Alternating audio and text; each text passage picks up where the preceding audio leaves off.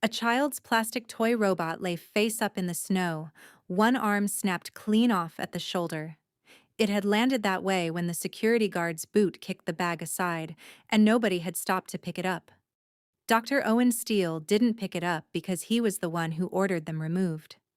He stood in the sliding doorway of the emergency entrance, arms folded beneath his pristine lab coat, watching Dara Moss curl her body over her son on the frozen concrete. Not to shield herself from the blizzard, but to shield him. Eli was 8 years old and his lips were turning blue. Steele glanced at the boy. Then he glanced at his gold watch, the one he wore to remind himself what he was worth, and exhaled. Slow, satisfied. He had removed a liability before it became a statistic. The paperwork would be clean. He felt the comfort of a man who had just protected the only thing that mattered: himself. He had no idea he was already finished. 60 feet away, hidden by the driving snow, a matte black SUV sat in complete silence. No lights, no movement. From the outside, it looked like a parked car. From the inside, it was a courtroom, and the verdict had just been reached. Nam Do-hoon sat in the rear seat, his charcoal suit immaculate, his eyes fixed on Owen Steele with the kind of focus that doesn't come from anger. It comes from certainty. He had been building a file on this hospital for 5 months. He had tracked 11 diverted insurance payouts, a ghost payroll, and the illegal surcharge Steele had buried in the billing system. He had waited for a moment so indefensible that no lawyer on earth could save him. Steele had just provided it. Do-hoon picked up his tablet. He opened the file. Dr. Owen Steele, Chief Administrator. He navigated to the notes field and typed 3 words: license, accounts, done. Steele thought the blizzard gave him power over a desperate mother. What he didn't know was that the man now stepping out of that black car owned the shell company that owned the board, and he hadn't come for a meeting. He had come to collect a debt. Steele had spent 5 months building a wall between himself and consequence. He had no idea the man walking toward him through the snow had already bought the wall. Owen Steele's reign ended on the same frozen ground he used as a weapon. And Dara Moss's rise, from a mother on her knees in the snow to the woman who would one day run this empire, is a story you need to see all the way through. Subscribe to see how this unfolds, and drop a comment letting me know where you're watching from. I would love to say hello to you, and I want to know just how far our story is reaching. Now, let's get into it. The emergency room smelled like antiseptic and recycled air, and it was the warmest place Dara Moss had been in 6 hours. She noticed that the way you notice things when you are running on nothing, briefly, involuntarily, before the fear crowds everything else out. She had Eli's hand in hers, his fingers cold even inside the building, his breath coming in the thin, dragging rhythm that told her exactly how much time she didn't have. She moved toward the admissions desk with the particular walk of a woman who has already decided she will not leave without what she came for. The desk attendant looked up, clocked the situation in under 2 seconds, and immediately looked past Dara's shoulder. Not at Eli, past him, looking for someone else to handle this. She found Dr. Owen Steele. He was crossing the lobby when Dara reached him, his lab coat impossibly white under the fluorescent lights, his gold watch catching the overhead glare with every step. He had the unhurried movement of a man who had never once been required to rush for someone else's emergency, and he didn't rush now. He stopped in front of her with his clipboard angled away from his body like a shield and looked at Eli the way you look at a problem that has arrived at an inconvenient time. "My son needs a nebulizer treatment," Dara said. She kept her voice even, controlled. She had learned years ago that a black woman with a raised voice in an emergency room became the story instead of the emergency. "His oxygen saturation is dropping. He has a documented history of severe asthma. I need treatment authorization now."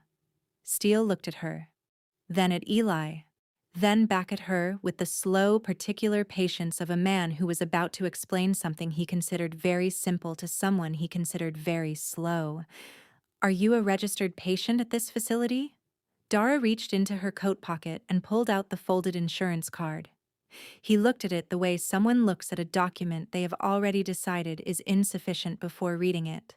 "This coverage has a 12-hour processing window for after-hours admissions," he said. "There's an after-hours surcharge for emergency intake outside standard billing hours. $240 collected at point of entry." Dara stared at him. She had worked in enough hospitals to know exactly what that sentence was. There was no after-hours surcharge written into any emergency intake protocol she had ever encountered in 14 years of medical work. There was no such thing. The law was explicit on this point. You did not turn away a child in respiratory distress for a processing fee. She knew this. She also knew that knowing it and proving it were two different problems, and her son's lips were getting darker. She reached into the inner pocket of her coat and pulled out the money. It was folded into a rubber band, the way you fold money when you have been carrying it carefully for a long time, because replacing it is not a simple thing. She smoothed it on the desk. It was everything she had converted from the emergency account that morning before she understood the morning would end this way. $183. She pushed it across the counter. "That's what I have right now," she said. "I will pay the remainder by Thursday. I need you to authorize treatment in the next 4 minutes." Steele looked at the money on the counter. He looked at it the way you look at something that has confirmed exactly what you already believed.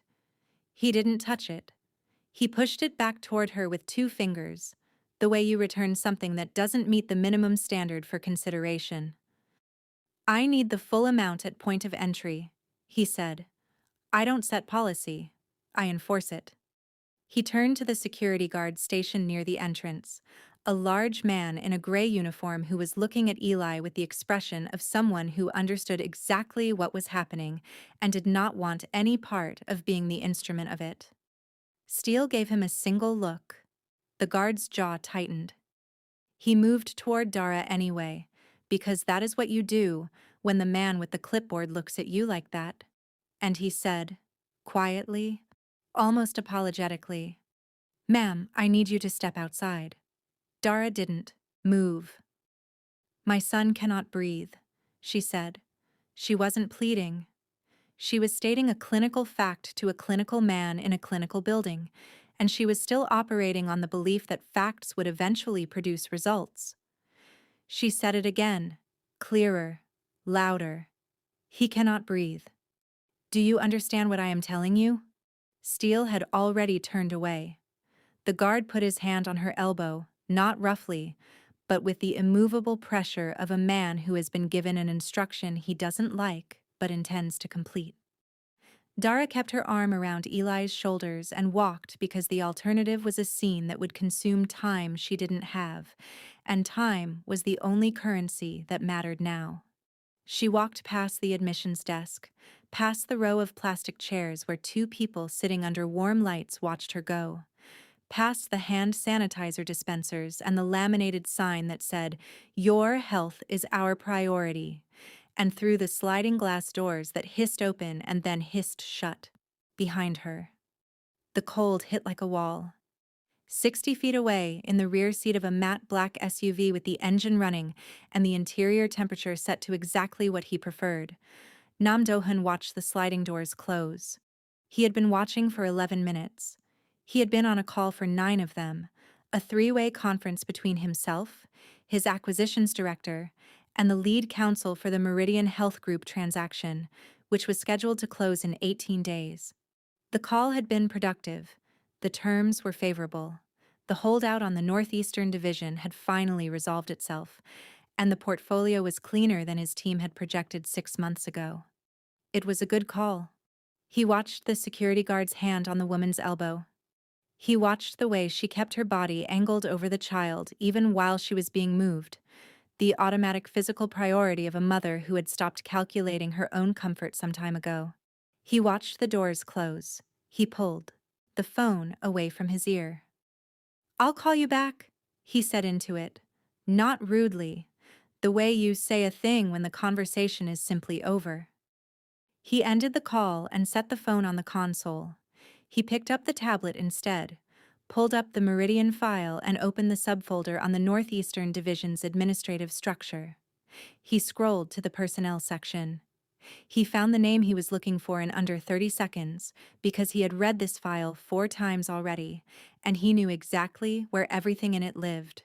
Dr. Owen Steele, Chief Administrator, Meridian Health Northeast, appointed 31 months ago. Compensation package, $340,000 base. Performance bonuses averaging $60,000 annually over the past 2 fiscal years. Do-hoon looked at the performance bonuses. He looked at the variance reports he had cross-referenced against actual patient outcome data 3 weeks ago. He looked at the billing irregularities his forensic accounting team had flagged in September and again, in November, the ones that kept resolving themselves into the same pattern no matter how many different angles you approached them from. He looked at the number at the bottom of the forensic summary, the total that represented the distance between what Steele had collected and what had actually been reported. It was not a rounding error. It had never been a rounding error. It was architecture. Outside, through the windshield and the driving snow, Dara Moss had pulled off her coat. Do-hoon watched her wrap it around the boy's shoulders. She was standing now in a thin shirt in a blizzard, her arms locked around her son, her back curved over him like a question mark, and the child's head was pressed into her collarbone, and his small hands were gripping the fabric of her shirt with the desperate, instinctive grip of someone who understands at the cellular level that this is the only warm thing left. Do-hoon set the tablet down. He did not look away from the glass doors. The cold was a different thing than Dara had expected. She had been cold before. She had walked through Chicago winters and waited on elevated platforms for trains that arrived indifferent to suffering. She knew cold, but this was the specific cruelty of cold that arrives when you are already at the bottom of something, when your body has already spent everything it had and there is nothing left in reserve for the temperature to take. It found every gap, the thin shirt, the space between her shoulder blades, the backs of her hands where the skin had gone tight and red and raw. She held Eli tighter. His breathing had changed in the last 4 minutes. She had been tracking it the way she had learned to track it in the years since his first attack at age 4. The way a mother who has stood in enough emergency rooms develops a secondary nervous system specifically calibrated to the sound of her child's lungs. The wheeze had deepened. It was no longer the high, tight sound of airways constricting, under manageable pressure. It was lower now. Slower. The specific register that meant the muscles between his ribs were working harder than they could sustain. She pressed her lips to the top of his head. Still warm there. She held on to that. She looked through the glass doors. The lobby was bright and still and warm. And she could see the admissions desk from where she stood. And she could see the back of Dr. Steele's lab coat as he moved away from it toward the corridor. Already absorbed in the next thing. Already done with them. A nurse passed through the lobby pushing an empty wheelchair. A doctor crossed from one hallway to another carrying a tablet and a coffee cup. The building was full of people whose job was to intervene in exactly this kind of moment, and every single one of them was on the other side of a pane of glass. Eli's grip on her shirt tightened. "Mama," he said. It came out wrong, too thin, too small. "I know, baby," she said. "I know."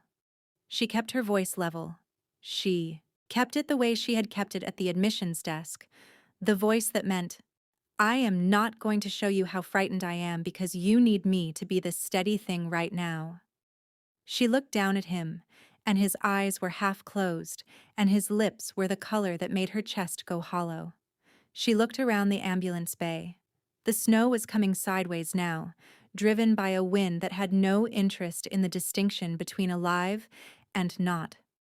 Near the base of the concrete steps, half buried and glittering under the bay's security lights, was a piece of landscaping rock, the kind of dense, rounded granite that lined the hospital's front planters in warmer months. She stared at it for a moment. She thought about what she was doing. She thought about what the alternative was. She picked up the rock. She turned to the glass doors and she hit them. The sound was enormous. It rang across the ambulance bay and fractured into the wind and came back off the concrete walls.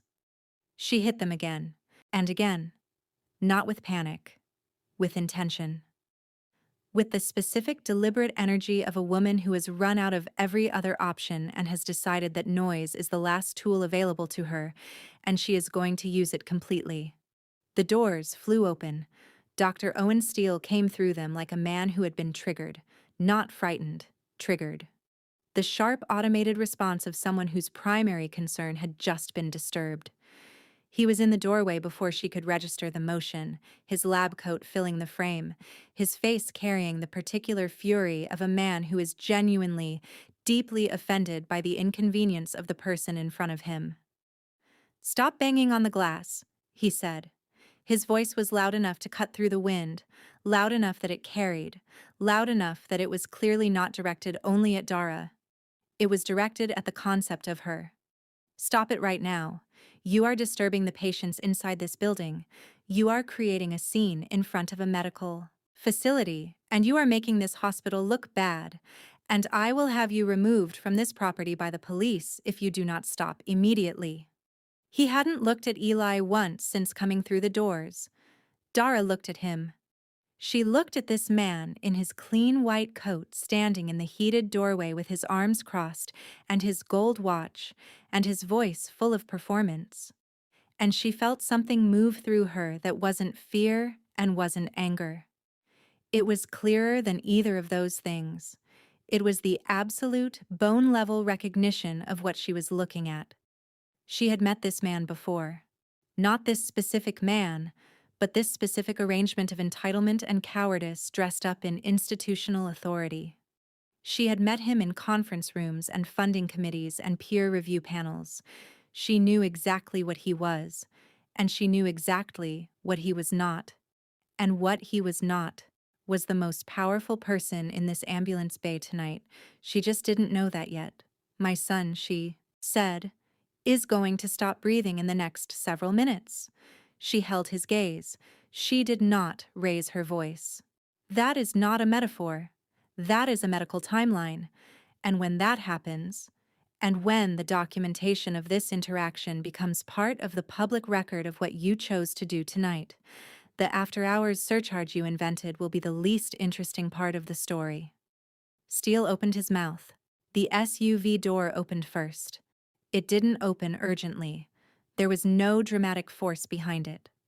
The door of the matte black SUV simply swung wide with a soft engineered click, and Nam Do-hun stepped out into the blizzard. He didn't move quickly. That was the first thing Dara registered, even from the corner of her vision, even in the middle of everything else that was happening. The absence of urgency in his movement. He didn't run. He didn't call out. He simply stepped onto the snowy pavement and began to cross the ambulance bay with the measured, unhurried stride of a man who has already decided how this ends and therefore has no reason to rush.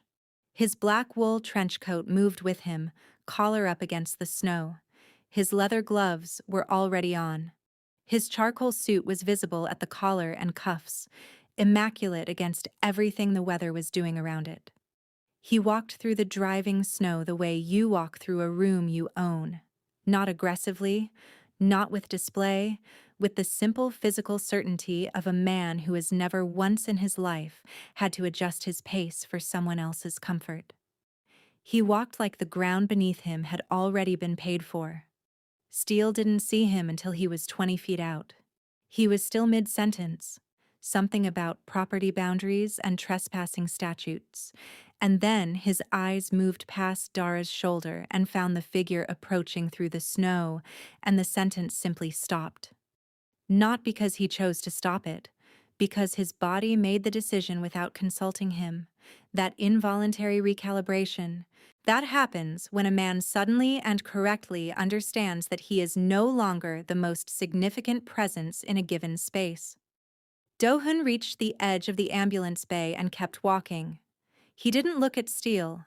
He walked past him the way you walk past a structural column, acknowledging it as an obstacle, navigating around it, granting it no further significance.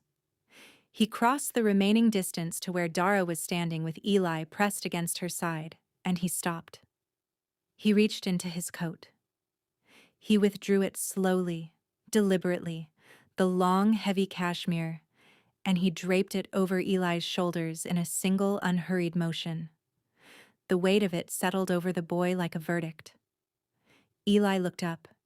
His eyes were glassy and exhausted, but they found Do-hun's face, and something in them sharpened slightly. The involuntary alertness of a child who has just encountered something they don't have a category for yet. He was still clutching the plastic robot, its broken arm hanging, loose, pressed against his chest. Do-hun looked at him, not clinically, not strategically, the way you look at something that has clarified something important for you. Then he turned and looked at Dara.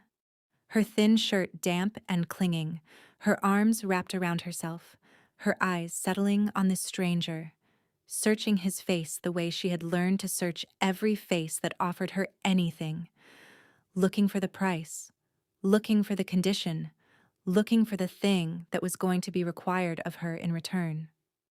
Do-hun held her gaze for 3 seconds.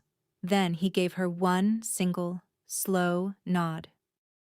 The kind of nod that carries more than one meaning at the same time. That means you are not in danger and stay where you are, and this is already over without a single word being required to say any of it. Then he turned around. He turned to face Owen Steele, and he stood there in the blizzard between the mother and the doctor, his hands still at his sides, the snow landing on the shoulders of his suit jacket and staying there, and his eyes settled on Steele with the patient, total certainty of a man who has already reached a conclusion and is simply waiting for the other party to catch up to it.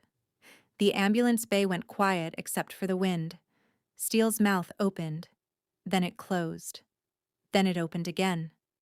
Whatever he had believed about this night, about his authority, his surcharge, his ability to define who belonged inside that building and who belonged in the cold. All of it was moving behind his eyes in real time, and he could see it moving, and he could not make it stop.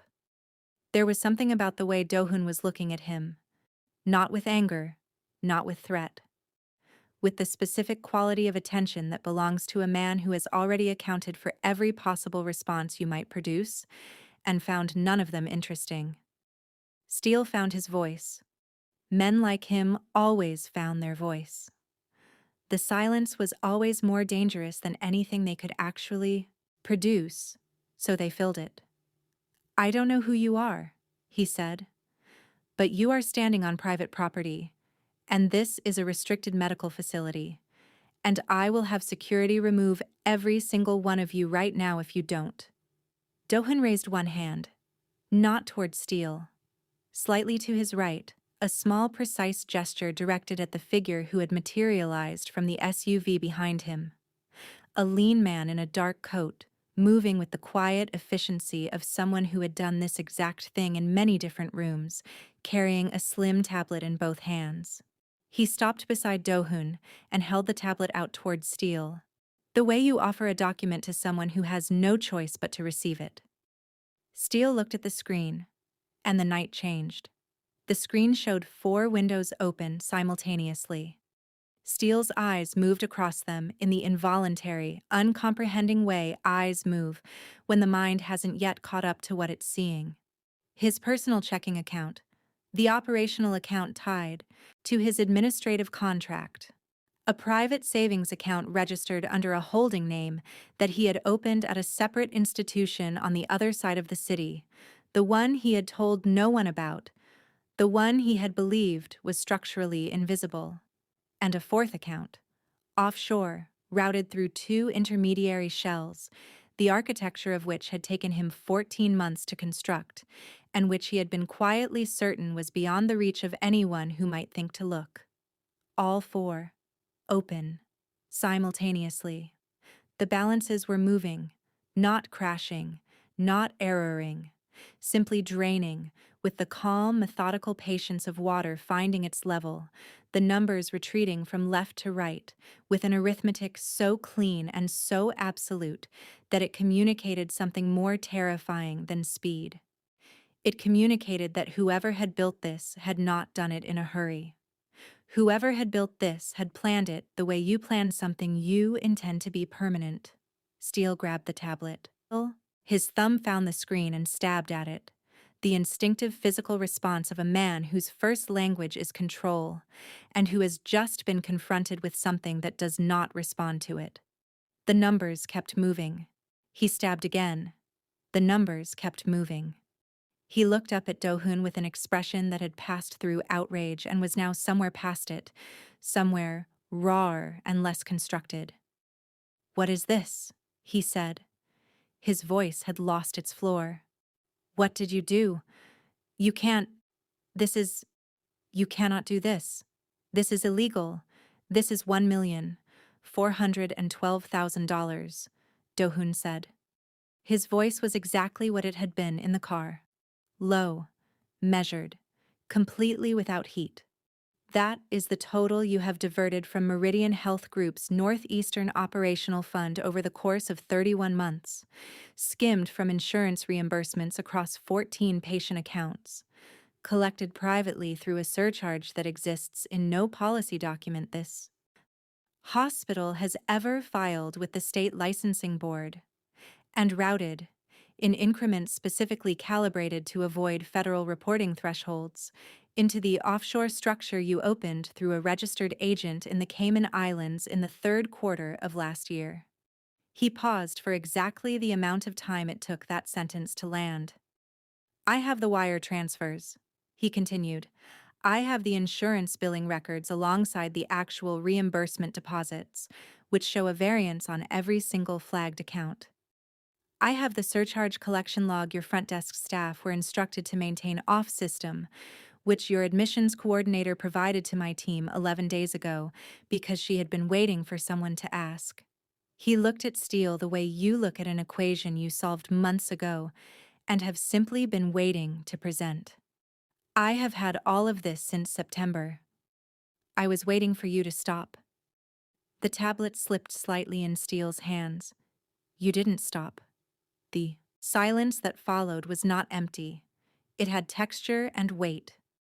The specific density of a man's entire architecture of self-belief caving inward simultaneously, every fabricated surcharge and offshore routing and carefully maintained fiction collapsing into the same space at the same moment.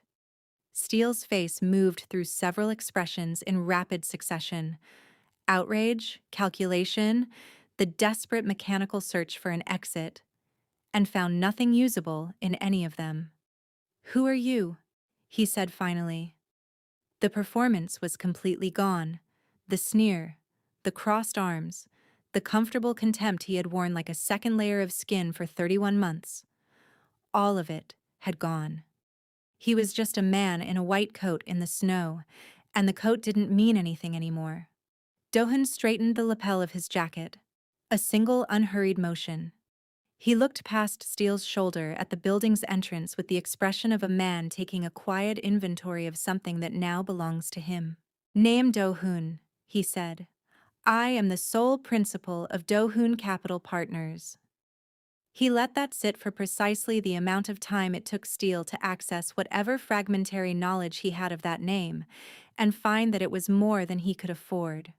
Do-hoon Capital Partners holds a controlling interest in the Meridian Health Group parent company, which means I hold the operational charter for this facility, the licensing agreements, the board appointments, the administrative contracts. He tilted his head very slightly. "Your contract, Mr. Steele, expired 8 months ago. It was flagged for non-renewal at that time pending the outcome of an internal audit. That audit concluded in November." He looked at Steele directly, with something that was not quite contempt and not quite indifference but existed in the precise space between them. You have been administering this hospital without legal authority for the better part of a year. Every surcharge you have collected in that period is recoverable. Every patient you have turned away has a case. He paused. You charged a fee for entry, he said. I am charging you a fee for exit. It costs everything you have. Steele's mouth opened. Then it closed. He looked at the tablet. He looked at the 4 windows still draining with their quiet, relentless arithmetic. He looked at the security guard who had come through the doors behind him at some point and was now standing several feet back with his arms at his sides and his eyes on the middle distance, having made the private decision that whatever was happening in this ambulance bay was no longer something he was equipped to be part of. Do-hoon turned to his assistant. He didn't issue a verbal instruction. He simply looked at him with the small, economical nod he applied to everything that had already been decided. The assistant stepped forward. He held out an open hand toward Steele with the patient, absolute neutrality of someone performing a function. Your credentials, Do-hoon said.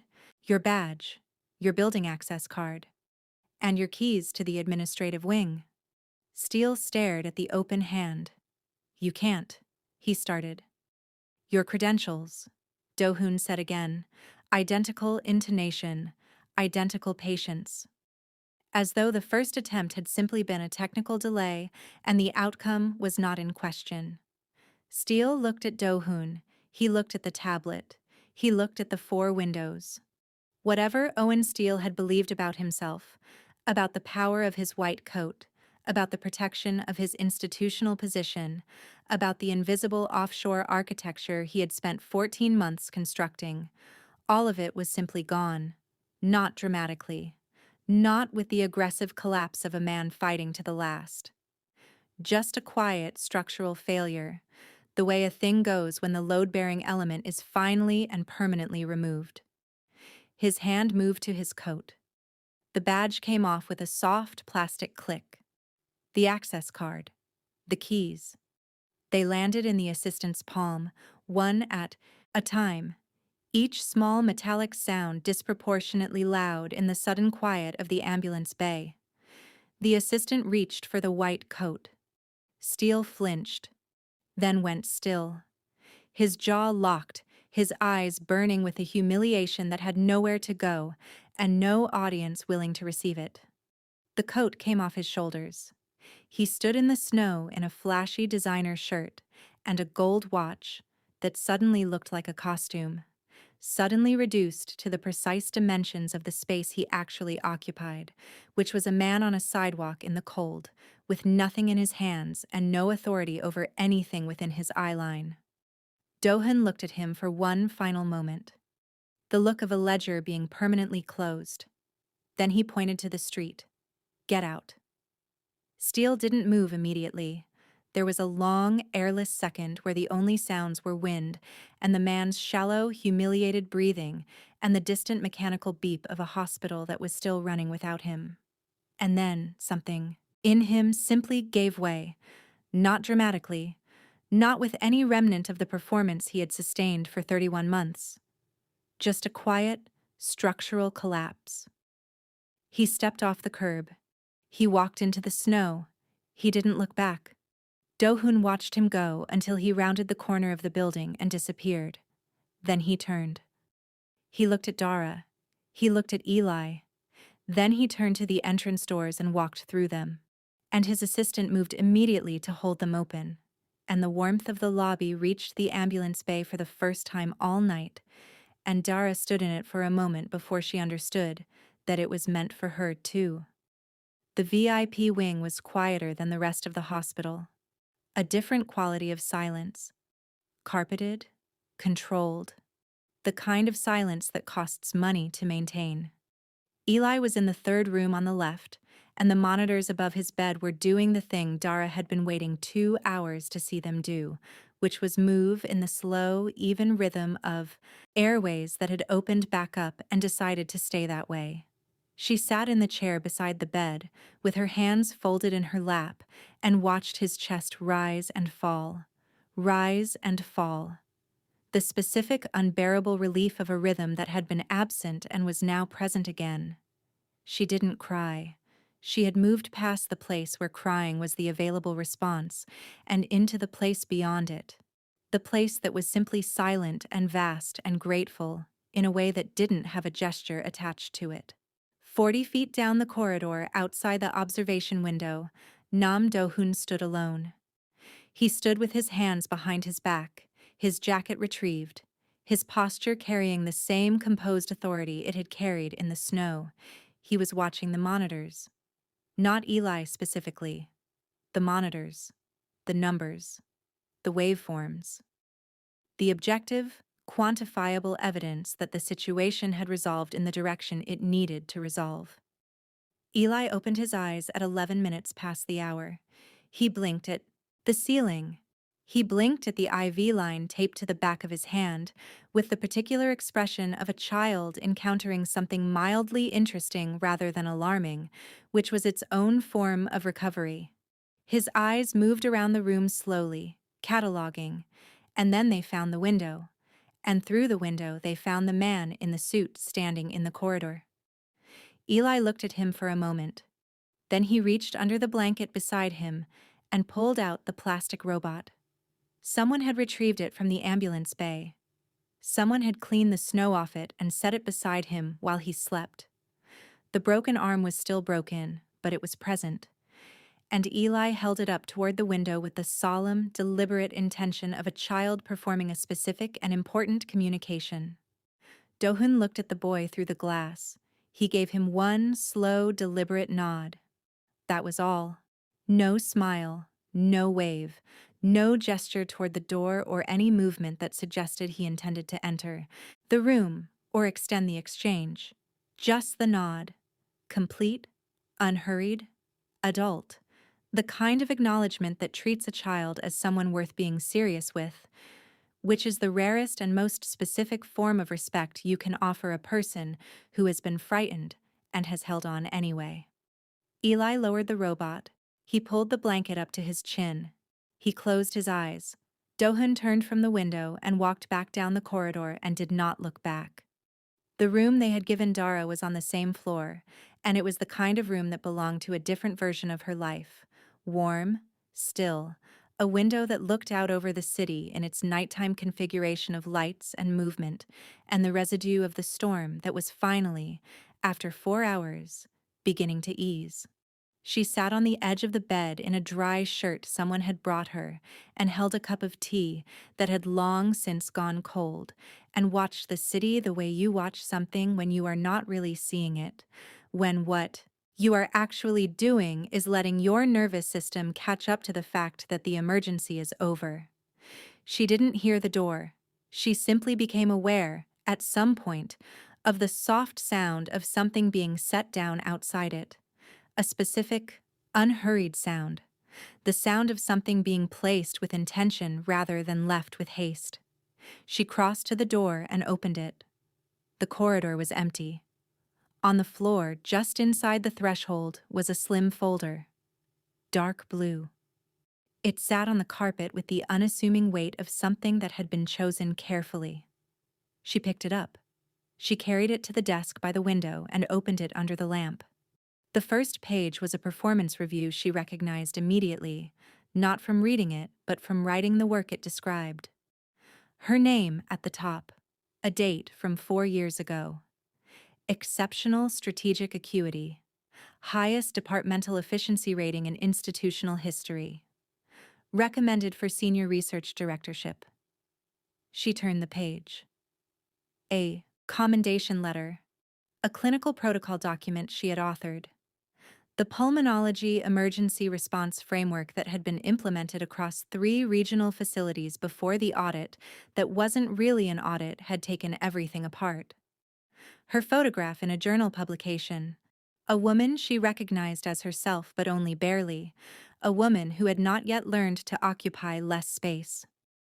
She turned to the last page. A single note card. No letterhead. 4 lines in clean, spare handwriting. These were removed from the record, not lost. There is a difference. The system that blacklisted you no longer exists in its previous form. I am the system now. The director's office on the 31st floor is currently vacant. It will remain vacant until Monday. No signature, no name, none was required. Dara set the note card down on the desk. She looked at it for a long time. She looked at the folder. She looked at the city outside the window, the same city that had watched her on her knees in the snow 4 hours ago, and she sat with the weight of what she was holding. Not the paper, but the thing the paper represented, which was the version of herself she had spent 3 years believing was permanently and irreversibly gone. She did not cry. She had been many things tonight, and she was still being several of them simultaneously, but she was not someone who cried at a desk alone in a quiet room over evidence that she had always been exactly who she knew she was. She was someone who straightened her spine and sat with it until it became real. She straightened her spine. She sat with it. It became real. 1 month later, the sun came out. It came out over a city still wearing the residue of the season, gray slush at the curb edges, a thin crust of ice on the planters outside the hospital entrance, the specific tentative quality of light that arrives when winter has not quite finished but has agreed to pause. The ambulance bay was clear. The sliding doors were clean.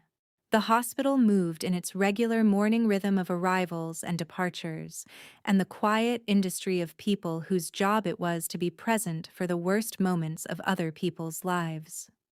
Dara Moss walked through the parking structure at 7:43 in the morning in a tailored earth-tone blazer and straight-leg trousers, a leather portfolio under one arm, her hair pinned up with the particular precision of someone who has somewhere to be and intends to be received as someone who belongs there. Her stride carried the quality of a woman who has recently remembered something about herself that she had temporarily mislaid. Not recovered, remembered. The distinction mattered to her. She came around the corner of the building toward the main entrance.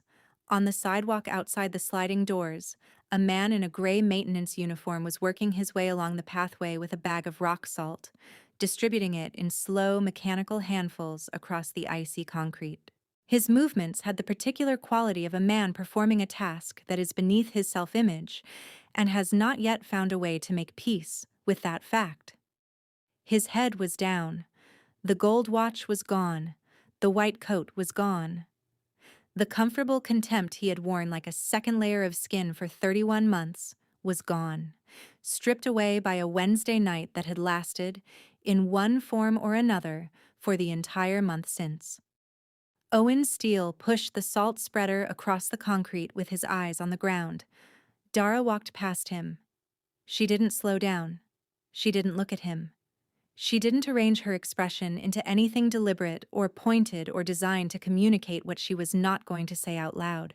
She simply moved in the direction she was moving, at the pace she was moving, with the quiet authority of a woman who had somewhere to be, and had already spent more than enough of her life adjusting her trajectory for men like this one.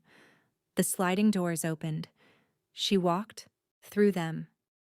The lobby was warm and bright, and the admissions desk was staffed by a woman who looked up as Dara entered and said good morning with the specific register of someone addressing a person they know holds authority over the building they are both standing in. Dara returned it briefly, already moving, already oriented toward the elevator bank at the far end of the lobby, already composing the first item on the morning's agenda in the part of her mind that had, over the past 4 weeks, quietly and completely reoccupied the space it had been forced to abandon 3 years ago. The elevator opened on the 31st floor. The office at the end of the corridor had her name on it now, a simple panel beside the door, clean lettering on a dark background, the kind of thing that is installed without ceremony because it is simply a fact being recorded rather than an achievement being celebrated. She set her portfolio on the desk. She pulled up the morning's patient outcome, Reports on the monitor.